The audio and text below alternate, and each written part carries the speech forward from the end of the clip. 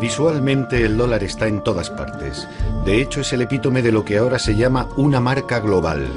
Un billete de $20 se reconoce inmediatamente en cualquier parte del mundo.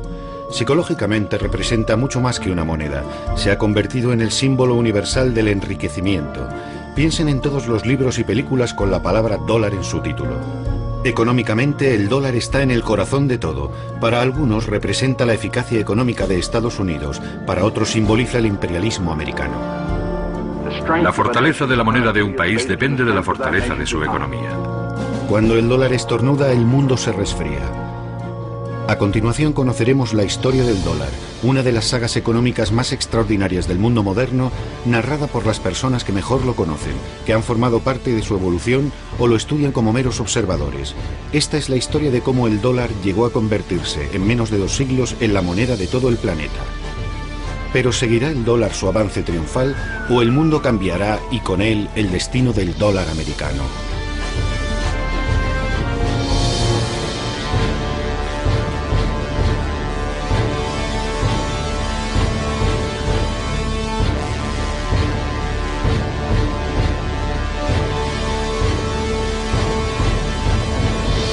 Los grandes símbolos del poder económico de Estados Unidos son Microsoft, General Electric, la Universidad de Harvard y el dólar.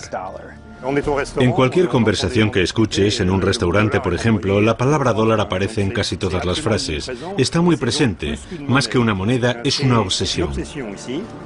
Siempre que se protesta contra Estados Unidos, aparece alguien rompiendo el escaparate de un McDonald's o quemando una bandera estadounidense, pero jamás verá a alguien quemando un dólar. Conozco a gente que se pasea por París con unos vaqueros que tienen como logotipo un billete de $1, pero nadie va por ahí con unos vaqueros adornados con €1. Para comprender la historia del dólar estadounidense, lo mejor es hablar con los historiadores, o en este caso con los numismáticos. Aquí es donde están todos, en la mayor feria de la moneda de Estados Unidos, en Memphis, Tennessee. Son verdaderas obras de arte, como cuadros de Picasso o Monet. Estos son preciosos. ¿Cuánto pides por ellos? $8 cada uno. Cuando se crea un país también debe crearse su moneda. En el caso de Estados Unidos eso además significó idear un sistema diferente a todos, en el que el dinero en papel tendría una mayor importancia. Uno puede ver la transformación del país a través de los diseños de su moneda. Afortunadamente conservamos muchos billetes antiguos. La gente los guarda por si aumentan de valor. 95, 18.000, ¿no? 17.000, un postor, 18.000, 19.000, 22.000, 30.000. Yo calculo que en esta subasta habrá ventas por valor de 7 o 6 millones y medio de dólares. Tras la firma de la Declaración de Independencia del 4 de julio de 1776, la recién nacida República estadounidense necesitaba dinero.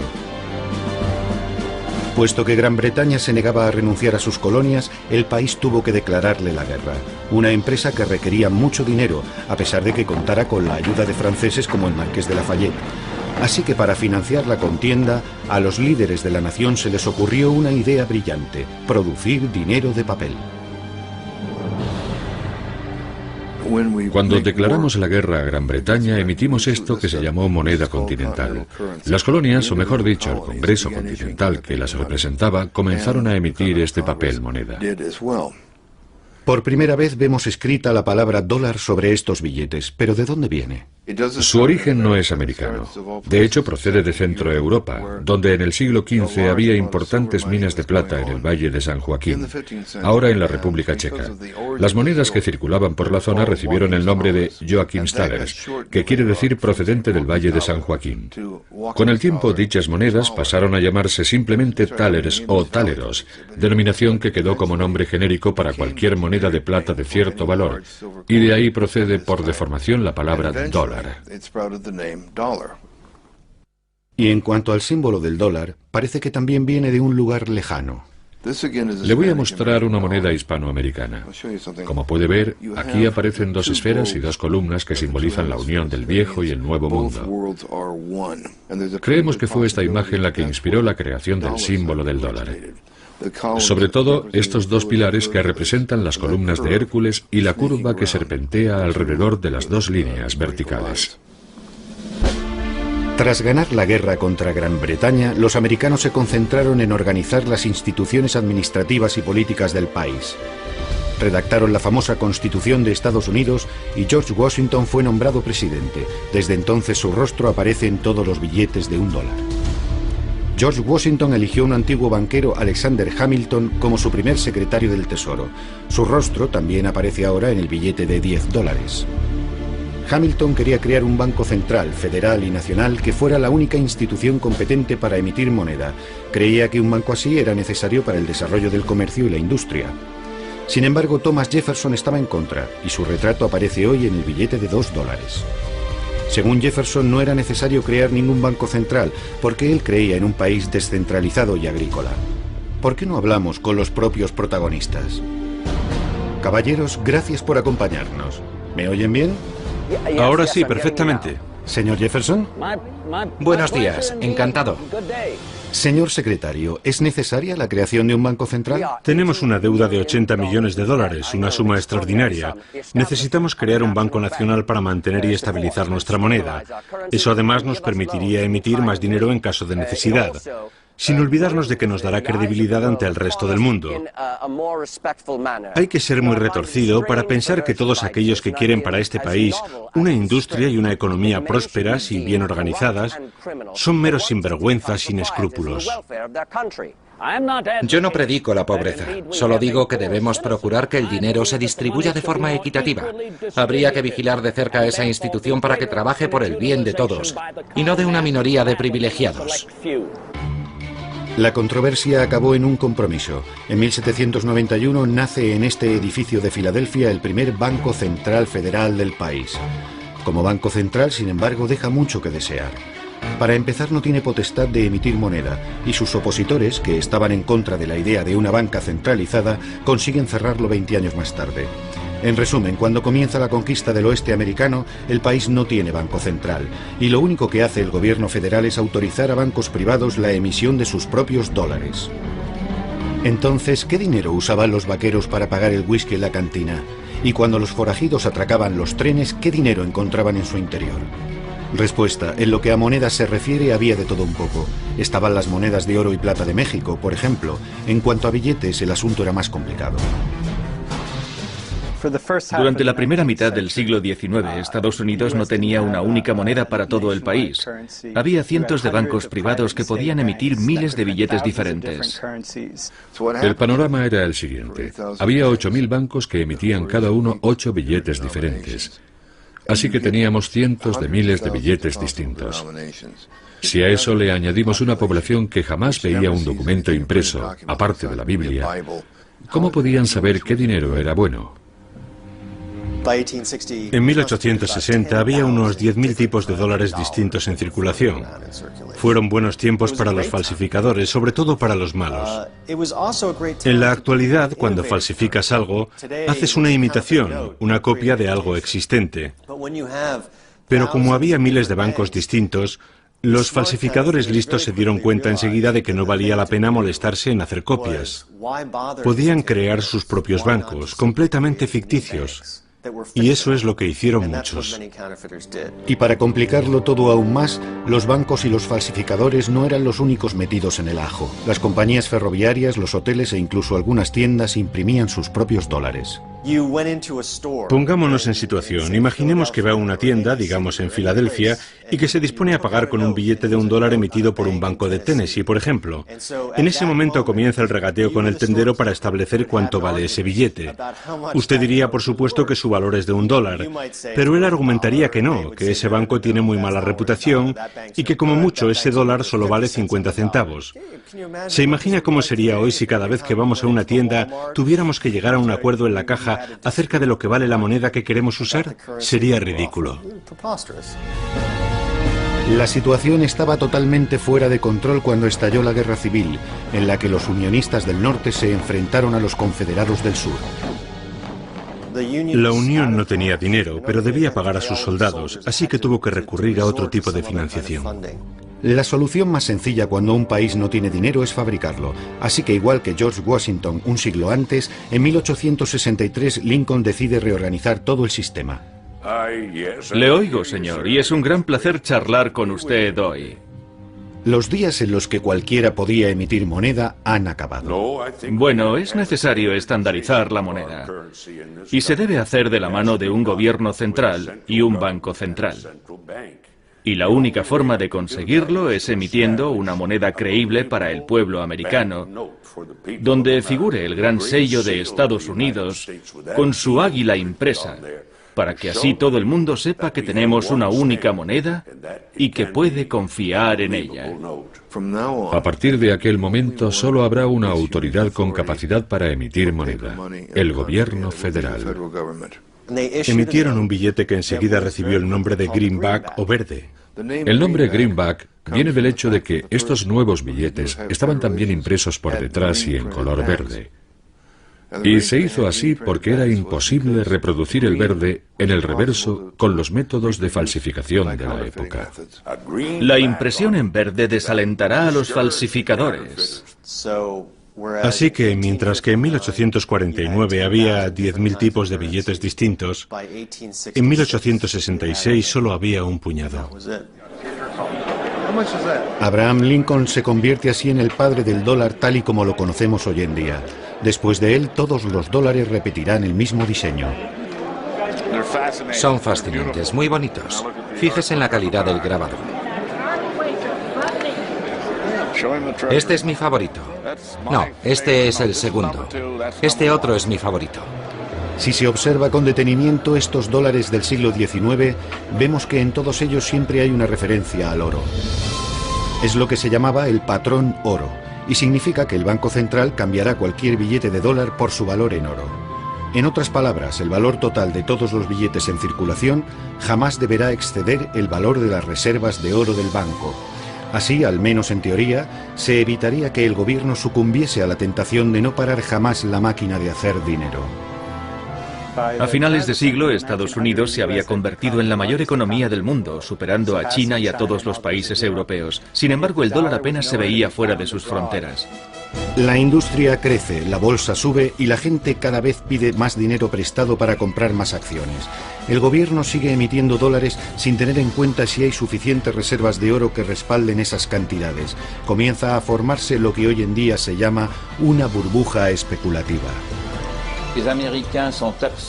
Los americanos no se preocupaban por lo que ocurría fuera de sus fronteras, y su política monetaria, que se centraba únicamente en la situación interna, alteraba cada vez más la circulación de capital, lo que a su vez afectaba negativamente a la libra esterlina, y al final todo esto desembocó en la Gran Depresión. La burbuja especulativa explota el miércoles 24 de octubre de 1929. La bolsa se desploma. La gente corre a los bancos para cambiar sus dólares por oro. Después de todo, están en su derecho, lo pone en los billetes. Naturalmente, los bancos no pueden pagar a todo el mundo y tienen que cerrar. En solo unas semanas el país se sume en el caos económico. Ha comenzado la Gran Depresión. Millones de ciudadanos perderán su trabajo. Si se deja a los inversores y financieros solos, si se deja que hagan lo que quieran, siempre se van a los extremos. Y en la década de 1930 el sistema financiero se viene abajo por completo. La gente ha sabido adaptarse a la actual situación de crisis con estos dólares de fabricación casera. Están diseñados para resistir la inflación, con la garantía de que durarán mucho tiempo. Por extraño que parezca, este dólar es aceptado en los comercios del barrio. En Nueva York, el sistema de trueque experimenta un nuevo auge. En 1933 la situación parece mejorar un poco cuando el demócrata Franklin Roosevelt resulta elegido presidente de Estados Unidos. La máquina económica comienza a funcionar de nuevo. Ese mismo año, sin embargo, otro líder también fue elegido por su pueblo, Adolf Hitler, en Alemania. Cuando la guerra termina, los vencedores deben reconstruir el mundo. En 1945 crean las Naciones Unidas y para ocuparse de los asuntos económicos se reúnen en Bretton Woods. En 1944, un limitado número de personas se reunió en una pequeña ciudad de la costa este de Estados Unidos con la idea de que las prácticas económicas, las guerras de las monedas, contribuyeron en gran medida al estallido de la Segunda Guerra Mundial. Así que para evitar que algo así se repitiera, se estableció una especie de Naciones Unidas financieras. Se decidió, como una de las consecuencias de la guerra, que a partir de ese momento, la moneda de referencia en el sistema financiero global sería el dólar. Las monedas más potentes habían desaparecido debido a la guerra y todo el mundo debía dinero a Estados Unidos porque era el país que estaba financiando la reconstrucción de Europa. La libra esterlina estaba muerta, o casi. El franco francés igual. 44 países firmaron aquel acuerdo, prácticamente todos los países de más peso en el mundo libre. La Unión Soviética participó como invitado, pero al final decidió no firmar. Aquello fue un hecho sin precedentes. Bretton Woods establece lo que se denomina un sistema de cambios fijos. El valor del dólar se fija en $35 por onza de oro. El gobierno de Estados Unidos se compromete a cambiar una onza de oro a cualquier banco central que le presente $35. El cambio de otras monedas también se fija de forma más o menos permanente con relación al dólar. Al convertirse en moneda de cambio internacional, el dólar adquiere el estatus de moneda de monedas. Y ser el país que emite la moneda que usan otros países es un gran privilegio, porque permite a Estados Unidos tener un gran déficit en su balanza de pagos. ¿Cómo financia ese déficit? Como todos los países, con su propia moneda. Pero cuando ese dinero se acaba, los demás países tienen que financiarlo con dólares, con oro, con lo que tengan. Y cuando eso también se acaba, entonces se ven forzados a poner límites a ese déficit. Todos los países cuentan con esta especie de mecanismo que limita el déficit cuando ya no pueden responder de él, excepto Estados Unidos, porque financia todo su déficit con su propio dinero. Se podría decir, utilizando una imagen quizá engañosa, que ya que Estados Unidos maneja la máquina del dinero, para ellos es fácil financiar su propio déficit. En los años 50, Estados Unidos inunda el mundo con sus dólares. Al principio como parte de su programa para la reconstrucción de Europa, el famoso Plan Marshall. Los países de Europa Occidental por fin estamparon sus firmas en un importante documento. El Plan Marshall ya tiene luz verde.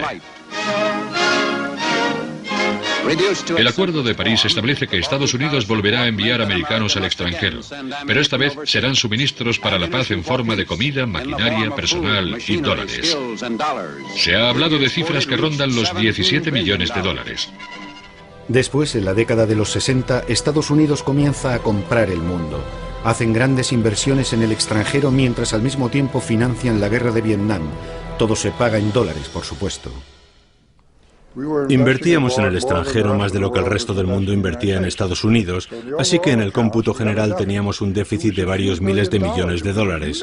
Una cantidad minúscula comparada con el déficit actual. Aquello puso nerviosas a muchas personas. El presidente francés de Gaulle fue uno de los primeros en criticar este hecho. Como dijo en los años 60, que Estados Unidos emitiera la principal moneda era un privilegio excesivo. Eso lleva a los americanos a endeudarse y a hacerlo gratuitamente con respecto al extranjero. Porque aquellos que les deben dinero les pagan en dólares y no con oro, de tal que sí tiene un valor real. El oro se puede transferir a otros sin riesgos y sin sacrificios.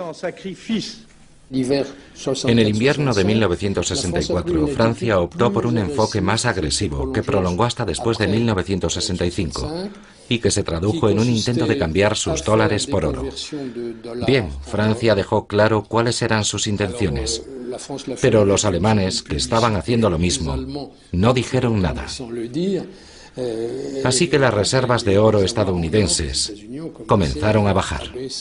Habíamos emitido tantos dólares que solo podíamos responder del 20% de toda la moneda que guardaban los bancos centrales. El miedo era que la pérdida de confianza en la economía americana provocase el pánico bancario y que todos los países corrieran a cambiar sus dólares por oro al mismo tiempo. Estados Unidos no podría responder a la demanda de oro y eso daría lugar a otro gran desastre económico. El general de Gaulle decidió retirar las reservas de oro francesas de la Reserva Federal. Se trataba únicamente de un asunto técnico, pero produjo un gran revuelo político. El general de Gaulle me preguntó, ¿está el oro ya de camino? Sí, señor, lo estamos trayendo. Luego añadió, tenemos que agilizar las cosas. Escucha, quiero que envíes el Colbert. El Colbert era nuestro único buque de guerra por aquel entonces. Enviamos el Colbert a Fornos, cargamos el oro y lo traemos de vuelta. Señor, dije, eso es imposible. Si manda un barco de guerra a Estados Unidos para traer el oro, provocará un terrible incidente diplomático. Así que al final se desechó esa idea. Los americanos no se lo habrían tomado muy bien porque pensaban que estaban proporcionando un servicio necesario al resto del mundo. Nosotros los americanos somos los que proporcionamos liquidez al sistema. Somos intermediarios financieros. Hacemos posible que el sistema financiero mundial funcione porque tenemos la competencia financiera de la que otros carecen. Es un servicio que le proporcionamos y si el dólar se convierte en un problema, será su problema, desde luego no el nuestro. Han escuchado una alusión al famoso comentario hecho por el secretario del Tesoro John Connally a una delegación de europeos que se quejaban de su política monetaria. El dólar es nuestra moneda, pero es vuestro problema. Las decisiones que toma el secretario del Tesoro y las políticas económicas de Estados Unidos están pensadas para beneficiar al país, pero también tienen un impacto en el resto del mundo. Y eso se refleja en lo que decía Connally. Es nuestro dinero, nosotros lo manejamos, y si las decisiones que tomamos no les gustan, es su problema. John Connally no era un experto en la materia. Era un político, un tejano. Como saben, estaba en el coche del presidente cuando Kennedy fue asesinado. Era un tipo muy alto, un gigante de 1,94 y bastante locuaz. Además pensaba que la economía mundial se podía dirigir con cierta improvisación. Y también era un tipo un poco bruto a la hora de negociar. Les dijo a los europeos, si queréis seguir disfrutando del apoyo militar americano, con la Unión Soviética respirando en vuestro cogote, tendréis que mantener vuestras monedas más débiles, y esa será la solución. De esa forma reduciremos el déficit de la balanza de pagos. El sistema de Bretton Woods se vino abajo gracias a la maniobra de Nixon del 15 de agosto de 1971, cuando decidió sacar el oro del sistema y convertir el dólar en una moneda fluctuante. Un sistema de cambios fluctuante es totalmente diferente. El valor de las monedas en el mercado internacional viene determinado por la oferta y la demanda. Estados Unidos tiene hoy la mejor oportunidad de este siglo para alcanzar dos grandes ideales: disfrutar de la paz y crear una nueva era de prosperidad sin guerras. He dado órdenes al secretario Connally para que suspenda temporalmente la convertibilidad del dólar al oro u otro activo que tengamos en la reserva. Como consecuencia de esta decisión, tendremos una moneda más estable. Es posible que con esta acción no ganemos muchos amigos en los mercados internacionales. Habíamos vivido con un sistema de monedas estables. Las monedas más importantes eran estables. Si había fluctuaciones serían contraproducentes y afectarían a monedas menos importantes. Pero la más potente, el dólar, era totalmente estable. Era a lo que estábamos acostumbrados. Todo el mundo se sorprendió mucho, incluso aquellos que estábamos más cerca del poder, como yo. Solo unos pocos conocían los planes del gobierno. Kissinger, por ejemplo, no participó porque estaba ocupado negociando sobre Vietnam. Todo se llevó con mucha discreción y la medida cogió a los mercados por sorpresa. Los europeos y los japoneses quedaron muy sorprendidos. ¿Cómo? ¿Que quieren alterar el cambio de la moneda? Bueno, ¿de qué estamos hablando? ¿De un 2%? ¿Qué va? Dije, nada de un 2%. Estamos hablando de un 10 o un 15%. Y así acaba todo. El mundo de cambios fijos se convierte en algo del pasado. A partir de aquel momento, el valor del dólar cambiará cada mañana, y no poco. Imaginemos las fluctuaciones del dólar desde 1971 como un viaje en una montaña rusa. Las cimas y los valles de nuestra montaña rusa virtual reproducen las subidas y bajadas en la cotización del dólar. Abróchense los cinturones, agárrense fuerte porque va a ser un viaje movidito. Comienza bien, sin mucho desnivel. Es la época de los cambios fijos. El valor del dólar es estable. Llegamos a principios de los 70 y allá vamos. La primera devaluación del 12%. Una ligera subida, el final de su convertibilidad y cuidado, de repente cae un 25%. El presidente Carter nombra a Paul Volcker como presidente de la Reserva Federal.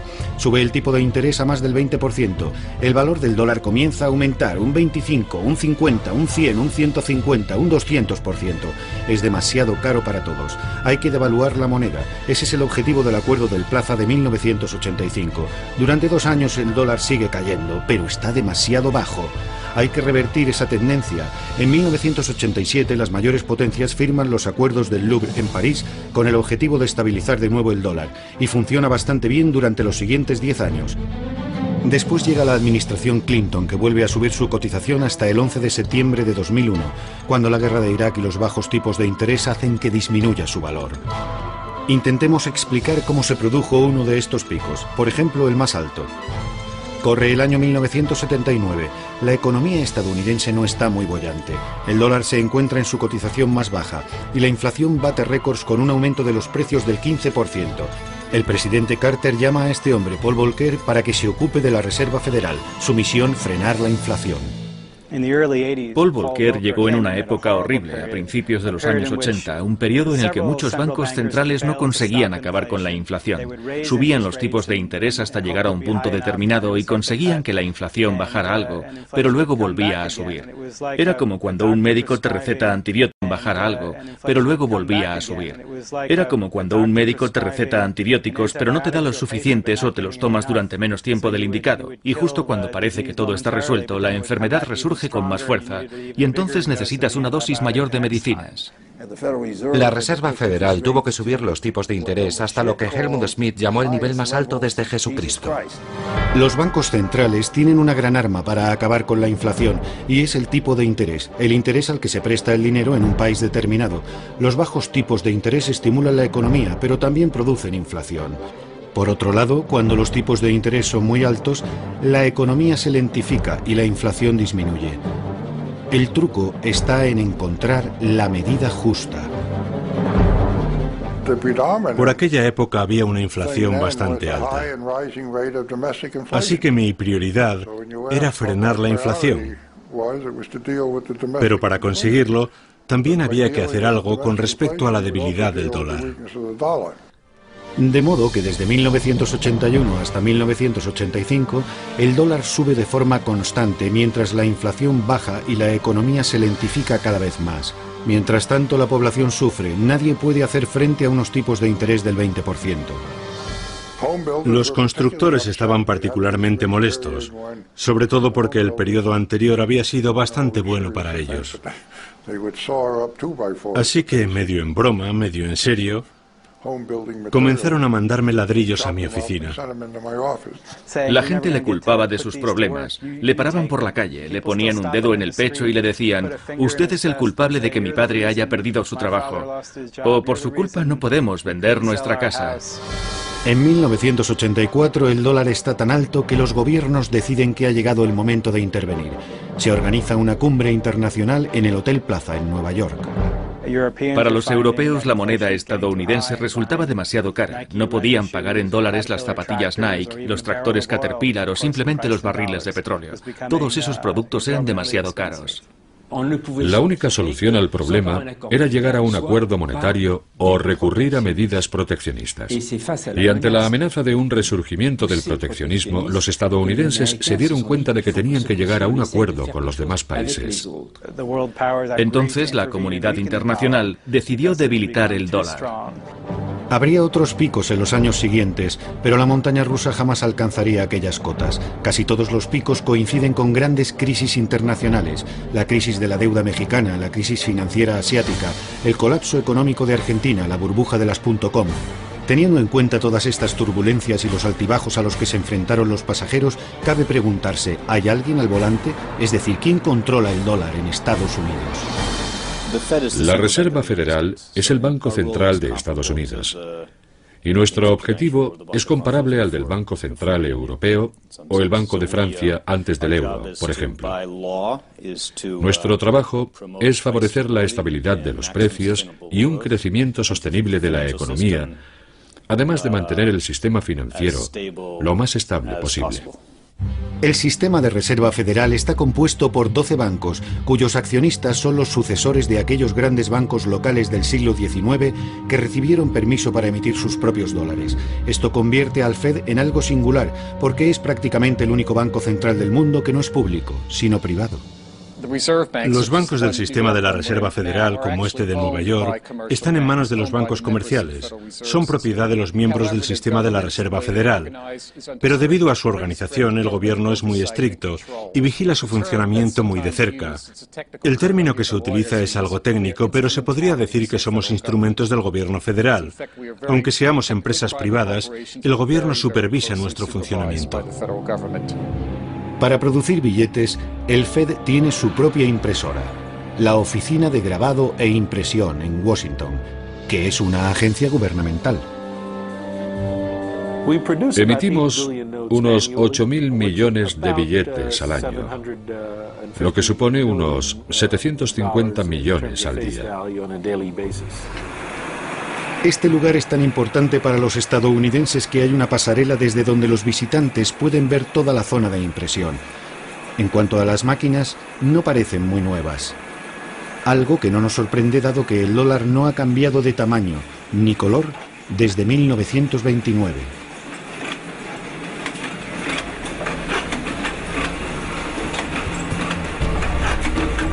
La Oficina de Grabado e Impresión produce 22 toneladas de billetes nuevos y crujientes todos los días que se distribuyen por todo el país. En Estados Unidos se usan mucho los billetes y el dinero en general. De hecho, 1 de cada 10 dólares es un billete real y palpable. Los otros 9 son solo números que bailan en los ordenadores de los bancos. Puede que 1 de cada 10 no parezca mucho, pero es el doble de la cantidad en circulación de libras esterlinas, yenes japoneses o euros, cuyos billetes nunca han supuesto más del 5% del total del dinero del país.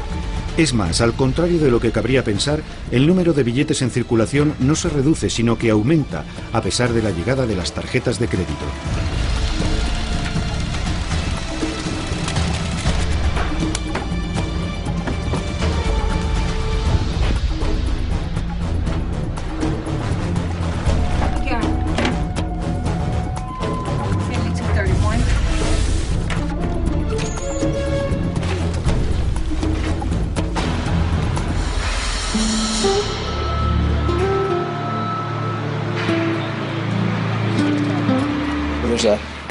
El ciclo de transporte y procesamiento es constante. En un mes, decenas de miles de millones de dólares fluyen por el sistema. Hay 2 razones que explican este uso particularmente intenso que los estadounidenses hacen de su papel moneda. La primera es exclusivamente interna. Aproximadamente el 15% de las familias americanas no tienen ninguna cuenta bancaria. Así que para muchas de esas personas, los billetes son la única forma de pago.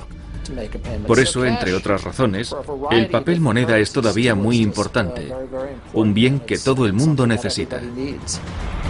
La segunda razón para la enorme cantidad de papel moneda en circulación se deriva del estatus del dólar como moneda internacional. Hay más de 777.000 millones de billetes en circulación, de los que más de 512.000 millones se mueven fuera de nuestras fronteras. La gran mayoría de los billetes que circula fuera del país se suele utilizar principalmente como moneda de ahorro por aquellas personas que quieren tener un fondo en caso de emergencia. Razón por la cual hay que ser muy precavido y no hacer ninguna alteración de forma precipitada. El diseño de un billete es un proceso muy complicado. Nuestra primera preocupación es la seguridad. Queremos dificultar su falsificación y para ello superponemos el mayor número posible de parámetros de seguridad. Luego pedimos a los grafistas que creen dibujos o motivos que integren todos los elementos de seguridad. Suele ser un proceso muy largo. Acabamos de rediseñar un nuevo billete de $5 y todo el proceso nos ha llevado más de un año, lo que en realidad es poco tiempo. Atención, agárrense porque ahora el greenback, el billete verde, ya no es totalmente verde. Se ha añadido un poco de color. Estamos en la ceremonia de presentación del nuevo billete de $5. La casa del fondo perteneció a Abraham Lincoln, el padre del billete de dólar. Introdujimos la nueva serie de billetes de color en el año 2003. El nuevo billete de $5 combina nuevos parámetros de seguridad. Como saben todos, no es necesario cambiar los billetes antiguos de 5 por los nuevos, porque la Reserva Federal no ha anulado los viejos billetes y no piensa hacerlo. En solo unos minutos, será un honor para mí gastar mi primer billete de $5 para ponerlo oficialmente en circulación. Veamos, ¿qué puedo comprar aquí? Bueno, aquí tenemos un libro sobre grandes discursos. Estupendo. Creo que tengo un billete de 5 nuevecito por aquí. ¿Ah, sí? Sí, aquí está. Con nuevos parámetros de seguridad. No seamos duros con ellos. Solo son funcionarios del gobierno, no actores profesionales. El hombre en primer plano es un representante de la Reserva Federal. El que está justo detrás de él es del Servicio Secreto, un cuerpo de policía altamente especializado que tiene dos misiones principales: proteger al presidente de Estados Unidos y al dólar. En otras palabras, su función es defenderlo de los falsificadores. La mujer de la izquierda trabaja para el Departamento del Tesoro. Es la cajera de Estados Unidos y su firma es la que figura en los billetes de $5. Y a continuación, para los niños y sobre todo para los que nos ven desde casa, les ofrecemos una rápida lección sobre detección de falsificaciones. ¿Quién conforma la primera línea de defensa contra los falsificadores? Tú. No, vosotros. ¿Qué es lo primero que hay que hacer para saber si un billete es falso? Mirarlo a contraluz. Mirarlo a contraluz. En el billete nuevo hay dos filigranas. Un gran 5 y una columna de 5 pequeñitos. Eso es lo que tenéis que buscar. Las falsificaciones introducidas con éxito en el sistema ascienden a unos $61 millones. Y aunque parece mucho, en realidad solo es el 1% de todo el dinero en circulación. ¿De qué clase están hechos? Esa es una gran pregunta. Usamos una fórmula secreta, pero se podría decir que más que papel es un tejido, y aún así su duración es limitada. La vida media de un billete está entre 2 y 5 años. Como todas las grandes estrellas internacionales, el dólar tiene su único y distintivo estilo, un estilo propio. Pero ¿por qué resulta tan llamativo, tan efectivo visualmente? ¿Cuál es su secreto? En primer lugar, el color es muy importante. Y luego están todos los demás símbolos. Es como si cada billete contuviera un pedazo de historia viva de Estados Unidos y de filosofía americana. Así es, los dólares americanos estimulan nuestra imaginación porque están cubiertos de símbolos misteriosos, supuestamente masónicos, que datan de los comienzos de la Revolución Americana. El revés del billete es lo que más llama la atención de la gente en lo que se refiere a los símbolos.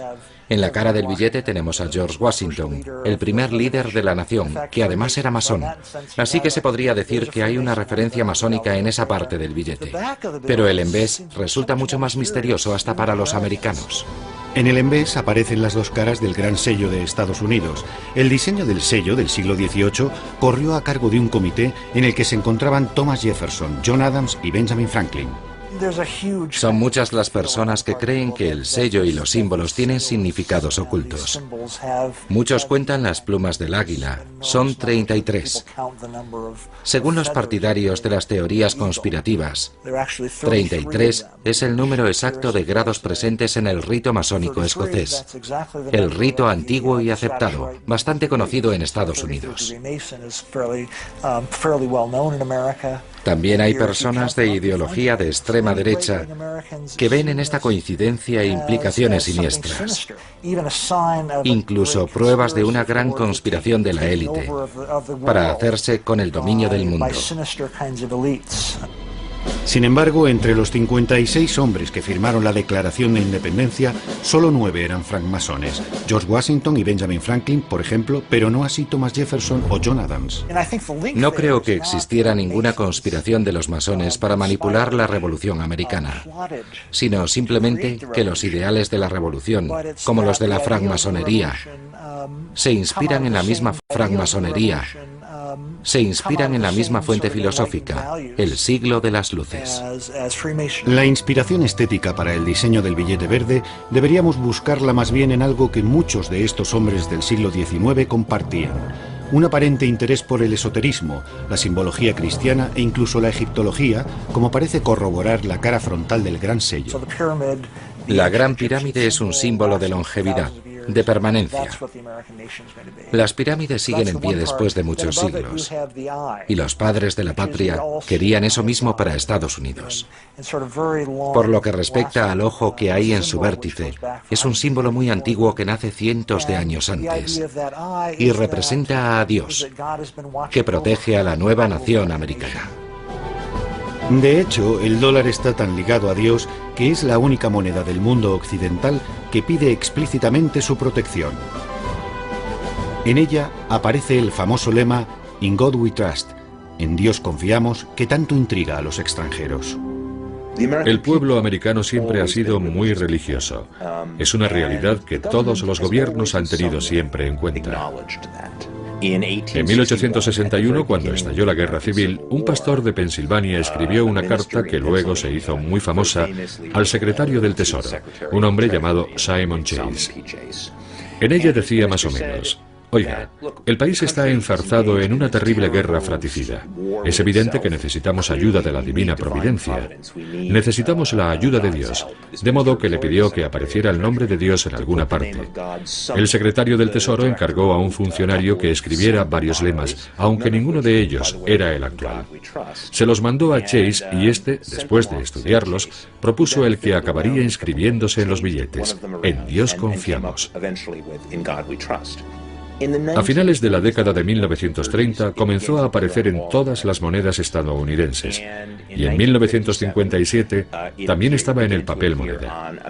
Primero en el billete de $5 y más tarde en todos.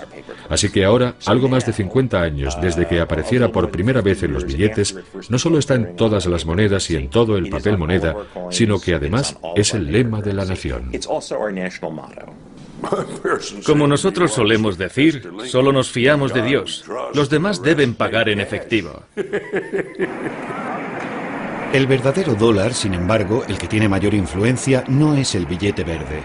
El verdadero dólar es el electrónico, el que solo existe virtualmente en los ordenadores de los bancos y se puede transferir de forma instantánea a cualquier lugar del planeta desde salas como esta.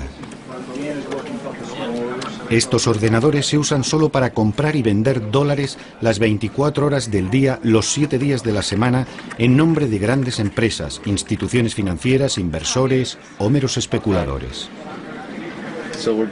Ahora están a 45. Entonces, ¿doy la orden?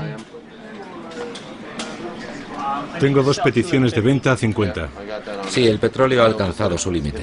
Es increíble cómo la gente está a la caza del euro. ¿Quiere recoger beneficios? Está bien, entonces intervendré si la cotización llega a 75. Lo retendré hasta las 3. Adiós. Esos botones con comprar y vender escritos encima son los que determinan el precio del dólar. El trabajo de un agente de bolsa es apretar o no uno de estos botones. Pero ¿cómo se toma esta decisión? Lo importante aquí son las diferencias de tipos de interés entre los países. Eso es lo que atrae al capital. Por eso el dinero sale o entra de los países. Así que lo que buscamos son indicaciones de que el tipo de interés va a cambiar. ¿Y cuál será la diferencia entre los tipos europeos y los americanos, por ejemplo? Ese es el principio básico.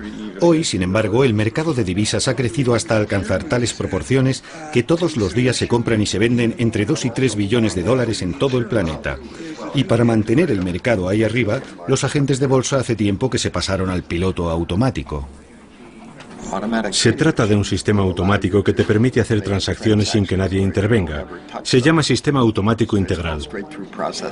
Los ordenadores hablan entre ellos y compran y venden, y así se pueden transferir miles de millones de dólares. Es asombroso. Ahora ya sabe lo que hacemos todo el día, mirar estas pantallas. Y el hecho de que todo el mundo esté mirando las mismas pantallas al mismo tiempo resulta determinante para explicar el comportamiento del mercado. Antes ocurría que no todo el mundo tenía acceso a la misma información al mismo tiempo. Ahora con Internet y con la rapidez del sistema, todo el mundo observa los mismos gráficos, todo el mundo conoce las últimas noticias, las declaraciones de los políticos y por eso, debido a que todos manejamos la misma información, reaccionamos de forma semejante y al mismo tiempo. Hay otro factor que quizá explique también la gran volatilidad del dólar en el mercado de divisas. La fluctuación de una moneda, al menos a corto plazo, viene casi enteramente dada por las sensaciones del mercado, si es expansivo o si tiene miedo. Es un reflejo de cómo se siente el mundo cuando se levanta por la mañana. Si está feliz, suele vender dólares. Si siente temor, suele comprarlos. Es algo totalmente irracional a corto plazo. Esa es una de las razones por las que resulta completamente incontrolable. Antes, el Fondo Monetario Internacional, el Banco Mundial y los bancos centrales eran los grandes protagonistas del mercado. Pero entonces el mercado creció y su influencia disminuyó. Así, si hace unos años el gobierno podía intervenir en los mercados de divisas, comprar o vender moneda y determinar así su valor, ahora con el crecimiento del mercado, eso ya no es posible. Y en la actualidad, el gobierno de Estados Unidos tiene todavía menos control sobre el valor de su moneda, puesto que solo 30 de cada 100 dólares están en manos de sus ciudadanos. Los otros 70 pertenecen a extranjeros, sobre todo a bancos centrales y a fondos de inversión. Los países con las mayores reservas de dólares son China, en primer lugar, seguida de las monarquías del Golfo Pérsico y de Japón. Europa va mucho más rezagada, junto con Rusia, la India, etc. Esto es Bahrein, un país situado en el Golfo Pérsico. Se calcula que en sus cámaras acorazadas los países petroleros de esta región guardan el 25% de todos los dólares del planeta. Hoy el jeque Mohammed Al-Khalifa inaugura un simposio sobre un tema muy especial, el dólar o el euro. ¿Cuál es la mejor elección para la zona? Los ponentes son representantes de importantes compañías financieras y de inversiones de Londres y Nueva York.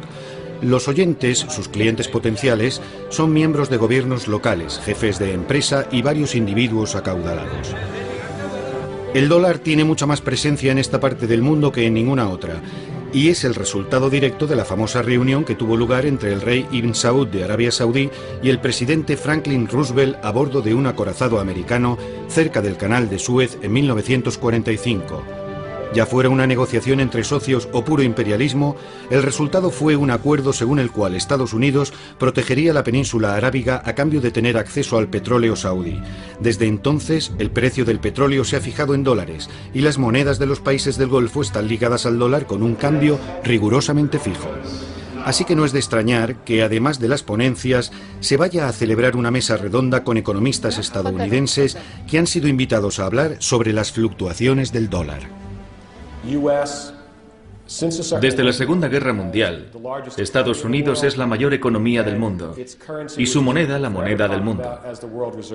Cuando analizamos la evolución que muestra el gráfico, observamos que el dólar sigue una trayectoria en suave, pero en constante declive.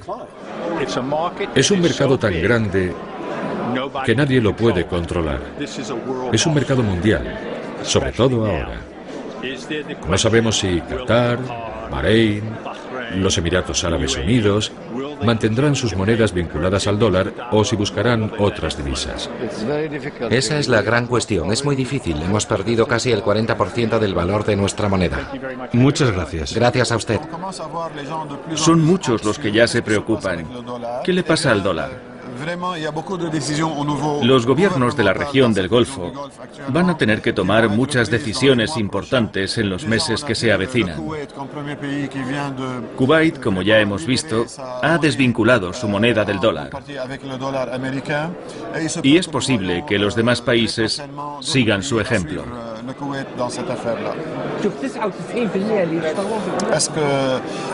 Este es el fin del dólar estadounidense. Ha sido un buen padre y todos sabemos que es muy doloroso perder a un buen padre. Pero eso no significa que vayamos a olvidarnos del dólar. Es posible que al final sean las fuerzas del mercado las que nos digan si será el euro o el dólar la moneda predominante, o quizá alguna otra. Los europeos y el mundo han estado obsesionados con el dólar durante los últimos 100 años por una razón muy simple. No había competencia. Eso ahora ha cambiado con la creación del euro. ¿Acaso la política de los últimos 10 años del Banco Central Europeo con sede en Frankfurt ha cambiado el paisaje monetario del mundo? ¿Está el todopoderoso dólar, el rey dólar, a punto de ser destronado por el euro? Creo que el euro tiene potencial para convertirse en el equivalente al dólar como moneda de reserva mundial o incluso para sobrepasarlo. Para los europeos es un éxito fenomenal. Si el euro fuera más agresivo o intentara ser más agresivo, probablemente desbancaría al dólar en poco tiempo. El euro no se creó para oponerse al dólar. No se creó como oposición a ninguna moneda existente. La ambición de Estados Unidos, y lo que voy a decir es una simplificación, es imperialista. Quieren ser la superpotencia del mundo. Nosotros no ambicionamos eso, no queremos gobernar el mundo. Ya lo hicimos en parte en el siglo XIX, pero ese ya no es nuestro objetivo. Y puesto que el euro rivaliza con el dólar sin querer o sin ser capaz de reemplazarlo por completo, ¿qué implica eso para el futuro del planeta? Creo que nos encaminamos a una situación en la que habrá un gran bloque norteamericano, un gran bloque chino, un gran bloque indio y quizá un gran bloque europeo. Y creo que con el tiempo es posible que el sistema evolucione hasta un punto en el que la función del dólar sea menos excepcional.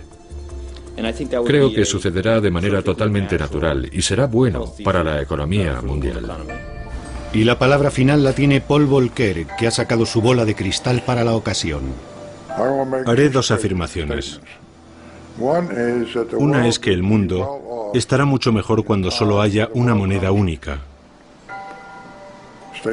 Y dos, que no creo que viva para verlo. Ni siquiera creo que lo vea usted.